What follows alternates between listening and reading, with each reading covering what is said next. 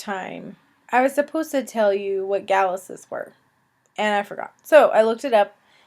A gallus is a suspender. So galluses, or Pa bought a pair of galluses at the store. It's a pair of suspenders, and that's a kind of thing, a strap that goes over your shoulder that you clip to your pants to keep them from falling down. Sounds like a good idea in my book. So there you go. Welcome back to Chapter 10 of Little House in the Big Woods by Laura Ingalls Wilder. It's Miss Tucker Reads, and let's jump right in. Chapter 10. Summertime. Oh, there's a picture of a bunny. I just love all these little drawings. Now it was summertime, and people went visiting. Sometimes Uncle Henry, or Uncle George, or Grandpa came riding out of the big woods to see Pa. Ma would come to the door and ask how all the folks were, and she would say, "Charles is in the clearing." Then she would cook more dinner than usual, and dinner time would be longer. Pa and Ma and the visitor would sit talking a little while before they went back to work.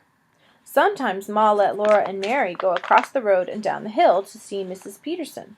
The Petersons had just moved in because Mrs. Peterson had no little girls to muss it up. Oops, I skipped a sentence. I read it in my head. I'm sorry, I think I forgot to read it to you. So, Petersons had just moved in. Their house was new and always very neat because Mrs. Peterson had no little girls to mess it up. If I did it right the first time, I'm sorry. She was a Swede, so it means she was from Sweden, which is a country in Europe. And she let Laura and Mary look at the pretty things she had brought from Sweden, laces and colored embroideries and china. Mrs. Peterson talked Swedish to them, and they talked English to her, and they understood each other perfectly. She always gave them each a cookie when they left, and they nibbled the cookies very slowly while they walked home. Laura nibbled away exactly half of hers, and Mary nibbled exactly half of hers, and the other halves they saved for baby Carrie. Then, when they got home, Carrie had 2 half cookies, and that was a whole cookie. This wasn't right. All they wanted to do was to divide the cookies fairly with Carrie. Still, if Mary saved half her cookie while Laura ate the whole of hers, or if Laura saved half and Mary ate her whole cookies, that wouldn't be fair either. They didn't know what to do, so each saved half and gave it to baby Carrie. But they always felt that somehow that wasn't quite fair. Sometimes a new neighbor sent word that the family was coming to spend the day. Then Ma did extra cleaning and cooking and opened the package of store sugar. And on the day set, a wagon would come driving up into the gate in the morning, and there would be strange children to play with. When Mr. and Mrs. Hewlett came, they brought Eva and Clarence with them. Eva was a pretty girl with dark eyes and black curls. She played carefully and kept her dress clean and smooth. Mary liked that, but Laura liked better to play with Clarence. Clarence was red-headed and freckled and always laughing. His clothes were pretty too. He wore a blue suit buttoned all the way up the front with bright gilt buttons and trimmed with braid, and he had copper-toed shoes. The strips of copper across the toes were so glittering bright that Laura wished she were a boy. Little girls didn't wear copper toes. Laura and Clarence ran and shouted and climbed trees, while Mary and Eva walked nicely together and talked. Ma and Mrs. Hewlett visited and looked at Godey's Lady's Book, which Mrs. Hewlett had brought, and Pa and Mr. Hewlett looked at the horses and the crops and smoked their pipes. Once Aunt Lottie came to spend the day. That morning, Laura had to stand still a long time while Ma unwound her hair from the cloth strings and combed it into long curls. Mary was all ready, sitting primly on a chair with her golden curls shining and her china blue dress fresh and crisp. Laura liked her own red dress, but Ma pulled her hair dreadfully, and it was brown instead of golden, so that no one noticed it. Everyone noticed and admired Mary's. "There," Ma said at last. "Your hair is curled beautifully, and Lottie is coming. Run meet her, both of you, and ask her which she likes best, brown curls or golden curls." Laura and Mary ran out of the door and down the path, for Aunt Lottie was already at the gate. Aunt Lottie was a big girl, much taller than Mary. Her dress was a beautiful pink, and she was swinging a pink sunbonnet by one string. "Which do you like best, Aunt Lottie?" Mary asked, "brown curls or golden curls?" Ma had told them to ask that, and Mary was a very good little girl, who always did exactly as she was told. Laura waited to hear what Aunt Lottie would say, and she felt miserable. I like both kinds best, Aunt Lottie said, smiling. She took Laura and Mary by the hand, one on either side, and they danced along to the door where Ma stood. The sunshine came streaming through the windows in the house, and everything was so neat and pretty. The table was covered with a red cloth, and the cook stove was polished shining black. Through the bedroom door, Laura could see the trundle bed in its place under the big bed. The pantry door stood wide open, giving the sight and smell of goodies on the shelves, and Black Susan came purring down the stairs from the attic where she had been taking a long nap. It was all so pleasant, and Laura felt so happy and good, that no one would ever have thought she could be as naughty as she was that evening. Aunt Lottie had gone, and Laura and Mary were tired and cross. They were at the woodpile, gathering a pan of chips to kindle the fire in the morning. They always hated to pick up chips, but every day they had to do it. Tonight they hated it more than ever. Laura grabbed the biggest chip, and Mary said, I don't care. Aunt Lottie likes my hair best anyway. Golden hair is lots prettier than brown. Laura's throat swelled tight, and she could not speak. She knew golden hair was prettier than brown. She couldn't speak, so she reached out quickly and slapped Mary's face. Then she heard Pa say, Come here, Laura. She went slowly, dragging her feet. Pa was sitting just inside the door. He had seen her slap Mary. You remember, Pa said. I told you girls you must never strike each other. Laura began, But Mary said, That makes no difference, said Pa. It is what I say that you must mind. Then he took down a strap from the wall and he whipped Laura with the strap. Remember, you have to talk with your parents about how you feel about that. Laura sat on a chair in the corner and sobbed. When she stopped sobbing, she sulked. The only thing in the whole world to be glad about was that Mary had had to fill the chip pan all by herself. At last, when it was getting dark, Pa said again, Come here, Laura. His voice was kind, and when Laura came, he took her on his knee and hugged her close. She sat in the crook of his arm, her head against his shoulder, and his long brown whiskers partly covering her eyes, and everything was all right again. She told Pa all about it, and she asked him, You don't like golden hair better than brown, do you? Pa's blue eyes shone down at her, and he said, Well, Laura, my hair is brown. She had not thought of that. Pa's hair was brown, and his whiskers were brown, and she thought brown was a lovely color. But she was glad that Mary had to gather all the chips. In the summer evenings, I'll show you the picture first. So there they are, snuggling. Everything's all better. Okay. In the summer evenings, Pa did not tell stories or play the fiddle. Summer days were long, and he was tired after he had worked hard all day in the fields. Ma was busy, too. Laura and Mary helped her weed the garden, and they helped her feed the calves and the hens. They gathered the eggs, and they helped make cheese. When the grass was tall and thick in the woods, and the cows were giving plenty of milk, that was the time to make cheese. Somebody must kill a calf, for cheese could not be made without rennet, and rennet is the lining of a young calf's stomach. The calf must be very young, so that it had never eaten anything but milk. Laura was afraid that Pa must kill one of the little calves in the barn. They were so sweet. One was fawn-colored, and one was red, and their hair was so soft, and their eyes were so wondering. Laura's heart beat fast when Ma talked to Pa about making cheese. Pa would not kill either of his calves, because they were heifers, and would grow into cows. He went to Grandpa's and to Uncle Henry's to talk about the cheese-making, and Uncle Henry said he would kill one of his calves.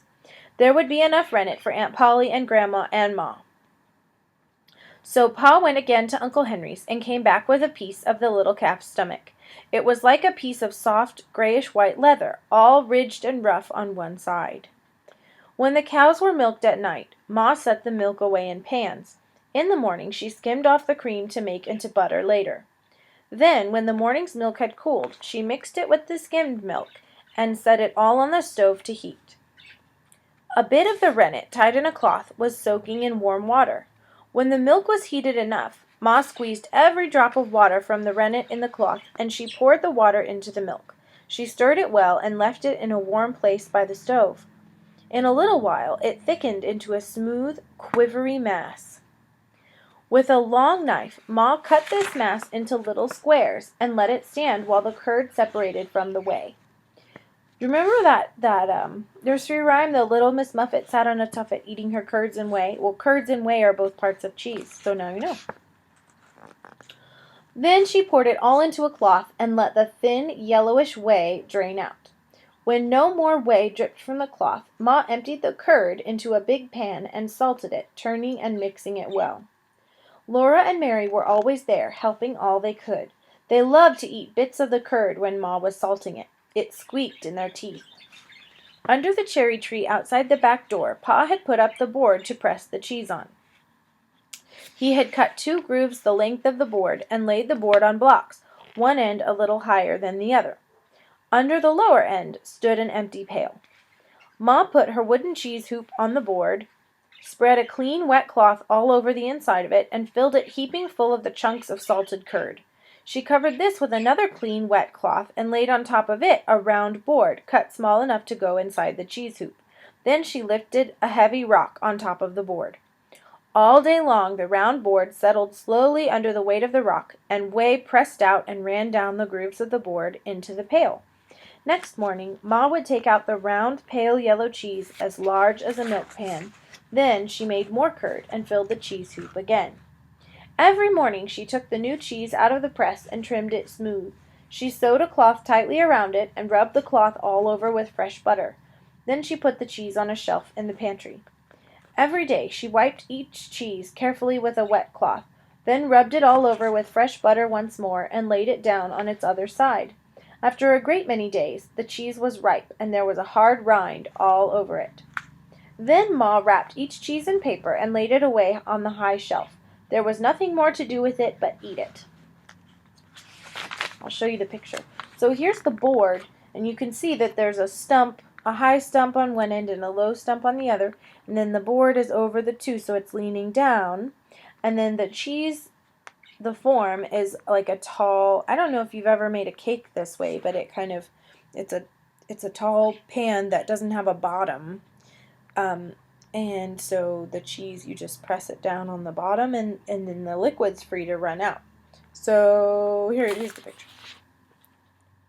Easier for you to see. So there's the form there, and then I guess that's the round board, and then there's a heavy rock around here somewhere for her to put on top of the board. It's pretty cool.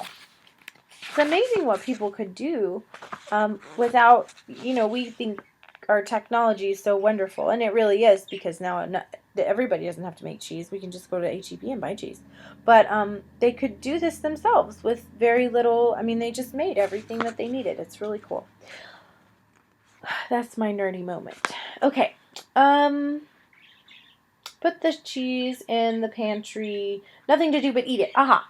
Laura and Mary liked cheese making. They liked to eat the curd that squeaked in their teeth, and they liked to eat the edges. Ma pared off the big, round, yellow cheeses. Oh, there we go. Oh, sorry. It's really not that late. I don't know why I yawn all the time. Ma pared off the big, round, yellow cheeses to make them smooth before she sewed them up in cloth. Ma laughed at them for eating green cheese. The moon is made of green cheese, some people say, she told them. The new cheese did look like the round moon when it came up behind the trees, but it was not green. It was yellow, like the moon. It's green, Ma said, because it isn't ripened yet. When it's cured and ripened, it won't be a green cheese. Is the moon really made of green cheese? Laura asked, and Ma laughed. I think people say that because it looks like a green cheese, she said, but appearances are deceiving. Then, while she wiped all the green cheeses and rubbed them with butter, she told them about the dead cold moon that is like a little world on which nothing grows. The first day Ma made cheese, Laura tasted the whey. She tasted it without saying anything to Ma, and when Ma turned around and saw her face, Ma laughed. That night, while she was washing the supper dishes, and Mary and Laura were wiping them, Ma told Pa that Laura had tasted the whey and didn't like it. You wouldn't starve to death on Ma's whey like old Grimes did on his wife's, Pa said. Laura begged him to tell her about old Grimes, so, though Pa was tired, he took his fiddle out of its box and played and sang for Laura. Old Grimes is dead, the good old man, we ne'er shall see him more. He used to wear an old grey coat all buttoned down before. Old Grimes' his wife made skim-milk cheese, old Grimes he drank the whey. There came an east wind from the west, and blew old Grimes away. There you have it, said Pa. She was a mean, tight-fisted woman. If she hadn't skimmed all the milk, a little cream would have run off into the whey, and old Grimes might have staggered along, but she skimmed off every bit of cream, and poor old Grimes got so thin, the wind blew him away, plumb starved to death. Then Pa looked at Ma and said, "Nobody'd starve to death when you were around, Caroline." "Well, no," Ma said. "No, Charles, not if you were there to provide for us." Oh, they both gave each other a compliment. That's nice. Pa was pleased. It was all so pleasant, the doors and windows wide open to the summer evening, the dishes making little cheerful sounds together as Ma washed them and Mary and Laura wiped, and Pa putting away the fiddle and smiling and whistling softly to himself. After a while he said, "I'm going over to Henry's tomorrow morning, Caroline, to borrow his grubbing hoe. Those sprouts are getting waist high around the stumps in the wheat field. A man just has to keep everlasting at it, or the woods'll take back the place." Early next morning he started to walk to Uncle Henry's, but before long he came hurrying back, hitched the horses to the wagon, threw in his axe, the 2 wash tubs, the wash boiler, and all the pails and wooden buckets that are there. "I don't know if I'll need 'em all, Caroline," he said, "but I'd hate to want 'em and not have 'em." "Oh, what is it? What is it?" Laura asked, jumping up and down with excitement. "Pa's found a bee tree," Ma said. "Maybe he'll bring us some honey." It was noon before Pa came driving home. Laura had been watching for him, and she ran out to the wagon as soon as it stopped by the barnyard, but she could not see into it. Pa called, "Caroline, if you'll come take this pail of honey, I'll go unhitch." Ma came out to the wagon disappointed. She said, "Well, Charles, even a pail of honey is something." Then she looked into the wagon and threw up her hands. Pa laughed. All the pails and buckets were heaping full of dripping golden honeycomb. Both tubs were piled full, and so was the wash boiler. Pa and Ma went back and forth, carrying the 2 loaded tubs and the wash boiler and all the buckets and pails into the house. Ma heaped a plate high with the golden pieces, and covered all the rest neatly with cloths. For dinner they had as much of the delicious honey as they could eat, and Pa told them how they found the bee tree. "I didn't take my gun," he said, "because I wasn't hunting, and now it's summer there wasn't much danger of meeting trouble. Panthers and bears are so fat this time of year that they're lazy and good-natured. Well, I took a shortcut through the woods, and I nearly ran into a big bear. I came around a clump of underbrush, and there he was, not as far from me as across this room. He looked around at me, and I guess he saw that I didn't have a gun. Anyway, he didn't pay any more attention to me. He was standing at the foot of the tree, and bees were buzzing all around him. They couldn't sting through his thick fur, and he kept brushing them away from his head with one paw. I stood there watching him, and he put the other paw into a hole in the tree and drew it out, all dripping with honey. Sorry. Goodness, excuse me. He licked the honey off his paw and reached in for more, but by that time I had found me a club. I wanted that honey myself. So I made a great racket, banging the club against a tree and yelling. The bear was so fat and full of honey that he just dropped on all fours and waddled off into the trees. I chased him some distance and got him going fast, away from the bee tree, and then I came back for the wagon. Laura asked him how he had got the honey away from the bees. "That was easy," Pa said. "I left the horses back in the woods where they wouldn't get stung, and I chopped the tree down and split it open." "Didn't the bees sting you?" "No," said Pa. "Bees never sting me. The whole tree was hollow and filled from top to bottom with honey. The bees must have been storing honey there for years. Some of it was old and dark, but I guess I got enough good, clean honey to last us a long time." Laura was sorry for the poor bees. She said, "They worked so hard, and now they won't have any honey." But Pa said there was lots of honey left for the bees, and there was another large hollow tree nearby, into which they could move. He said it was time they had a clean new home. They would take the old honey he had left in the old tree and make it into fresh new honey and store it in their new house. They would save every drop of spilled honey and put it away, and they would have plenty of honey again, long before winter came. So, there you go. That's the end of chapter 10. Next we have chapter 11, The Harvest. Did I show you the picture? I don't think I showed you the picture. There's the bear. Getting into that honey. So next we have Harvest, and then remember we only have Wonderful Machine, and then Deer in the Wood, and then we are done with our book. So I have a couple of choices for the next one. One of the choices that I've been considering is called Jeremy Thatcher Dragon Hatcher, which is one of my favorite books from when I was a kid, but an older kid than this book. And it's about a boy, excuse me, Jeremy Thatcher, who, he becomes a dragon hatcher, and you'll have to find out how that is. But he is a perfectly ordinary boy in a perfectly ordinary neighborhood, and he kind of gets to have an adventure.